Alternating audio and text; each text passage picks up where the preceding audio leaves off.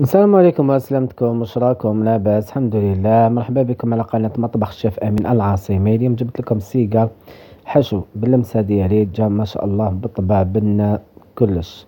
جربوه وما تندموش. واش نستحاجو هنايا؟ على بركة الله. عندنا كيلة تاع لوز مملوط محمص، عندنا كيلة تاع نواد كاجو تاني محمص ومرحي هكذايا، مع كيلة تالتة. واش نديرو؟ الكيلة دي التالتة هي نديرو الزبيب، نديرو مغرفة كبيرة تاع الزبيب مرحي. هادي اون فوا صارت لي غلطة، ما كانش عندي السكر، رامبلاسيتو بالزبيب، جاو لي سيجار هبل. هاد الخطرة راني جبتها لكم، مي هاد المرة زدت له زوج مغارف ماكلة تاع السكر كريستاليزي، وهكذايا مغرفة ماكلة تاع الزبيب مرحي كيما راكم تشوفوا. هنا عاود ترحيت كلش مع بعضياتو، وتجي الحشو ديالكم يجي بزاف طري ومعسل وبنين. ما عندي ما نحكي لكم، جربوه باش تمدوا لي رايكم. على بركة الله. ماذا بيا حاجة، بارطاجيو لنا اللايف، ابونيو، ضغطوا على الجرس، انفيتيو حبابكم ونفسكم على القناة.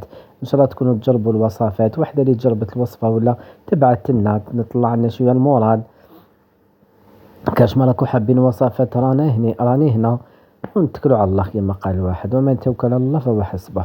هنايا راح نزيد شويه تاع لافاني غبره، تحبوا ديروا ما ديروش، انا القرفه ما درتش. ومن بعد واش نديرو هنا باش تزيد لافاس تاعكم تطرى مليح وتولي طريه؟ زيدوا لها وحده صفر البيض جون دوف. جون دوف يخلي لافاس تاعكم طريه مليح، فهمتوني؟ وشو فنجان تاع ما زهر، ونطموا على حسب الكميه تاع اللوز اللي تكون عندكم. وكان وين من داك نزيدو طرف تاع الزبدة ولا طرف تاع السمن في لافاص ديالنا. هنايا واش نديرو؟ نعجنو على الكفتة اليد ديالنا، نعجنو مليح لافاص تاعنا حتى تنطم. خاف ما تنساوش السكر هذاك يطلق الماء، والزبيب يطلق العسل ديالو، تما ما نستحاجوش الصفر تاني، ما نستحاجوش بزاف الماء زهر. شوفوا هنا لافاص راهي باك طرية. هنا من جهة قطعت الورقة تاع الديول على زوج، درت حربوش، وقفلت لي سيجار ديالي.